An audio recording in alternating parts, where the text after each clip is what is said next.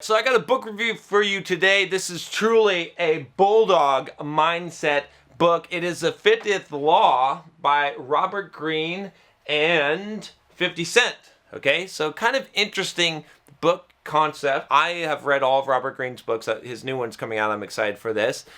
And the thing is, I don't understand what is meant. Maybe I'm just naive, but I read his book 48 Laws of Power. And then this book is called The 50th Law. I don't know what Law 49 is, and I'm still not quite clear on what 50 is. Maybe it's just like a play on maybe it's like 50 cents, so maybe it's like 50 cent law or something like that. I don't know. It doesn't fucking matter though. The book is awesome. The book is phenomenal. I've listened to the audio version several times. I need to go and listen to it again because it's so good. There's so many good concepts here. I'm going to try and go over some of the few things, and this has changed my perspective in life in a lot of ways. This book was actually fundamental to some of the mindset shifts that I've had here, some of what formed the Bulldog Mindset originally as I was thinking these things out. One of the key things which definitely changed my life was this idea of facing and overcoming fear, right? I remember when I first read this book, I was a pretty fearful person. I was not fully in the transformation that you've seen now on this YouTube channel. In fact, if you go back to the beginning of my YouTube channel, this is probably even before then that I had read this book. And I was a person who was afraid of roller coasters, airplanes,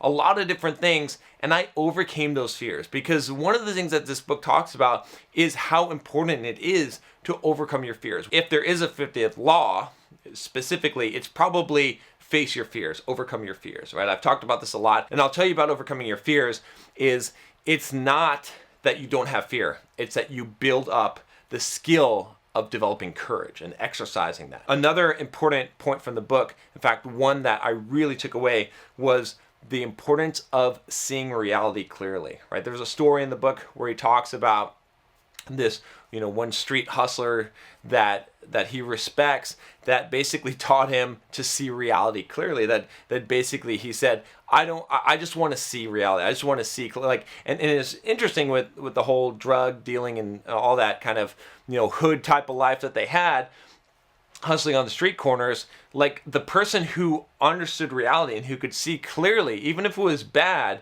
that was the person who had the advantage because that person was going to be able to make the right choices and make the right decisions in life. A lot of times we kid ourselves, right? We blow smoke up our own ass and we don't want to see the truth about things. And so when I read this book, I remember very clearly thinking in my head that I want to see things clearly. I want to know even the bad shit about myself. This was where I got the concept of looking in the mirror, where I did this video about looking in the mirror and having a clear assessment of yourself. You can check out that video. I think I did that when I first moved to San Diego when my head was shaved. But you could check that out, and that concept is really important. This idea that I started to think about, I want to know exactly what's wrong with me. I want to know if I'm fat, okay? I want to know if I'm fucked up, what's going on, and so I can fix those things, so I can change those things, so I can be aware of them and I can accept those things. And some of us, some of you need to really do that. You need to really take a real self-assessment and say, am I fucking lazy? Am I out of shape? All this kind of stuff, you take that on a self-assessment. And when I started doing that and really seeing myself as clearly as possible and not hiding the truth from myself, it really changed my life because now I was able to empower myself to get over those things. Another really important concept from the book was this idea of owning your own corner, right? And this is something I've talked about a lot. And this is something some of you guys, when I first stopped making pluralsight courses, where I was making literally millions of dollars making these courses, you're like, what the fuck, John? Why would you do this? It doesn't make sense. Why go over to Simple Programmer when I was building up that business? And even now, as I'm doing Bulldog Mindset, why do that? And the answer was, even though pluralsight's been great, I made a lot of money from doing courses, it's not my corner. Someone else owns that company. I don't own that company. I don't, I might have those courses. I license those courses and I make royalties and it's great. And I love Pluralsight.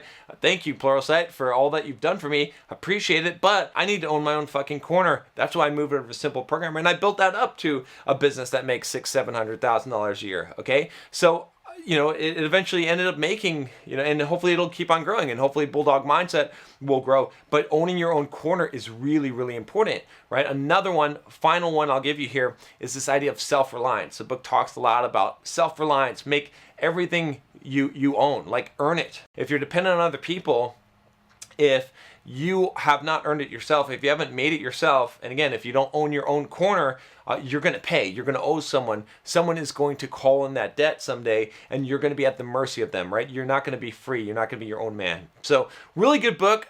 Like I said, 50th Law, a lot of really good concepts in there, a lot of interesting stories about 50 Cent. Some of them, maybe not so true. I'll give you one last bonus one here, which is aggression, controlled aggression. This is something that 50 Cent used a lot, whether you believe that he did it in a controlled fashion or not. Very targeted, specific aggression can be a tool, and most people are afraid to use that tool. All right, that's all I got for you Bulldogs today. If you want to join the pack and become a Bulldog, click that subscribe button down below and join, subscribe, become a fucking Bulldog. I'll talk to you next time. Take care.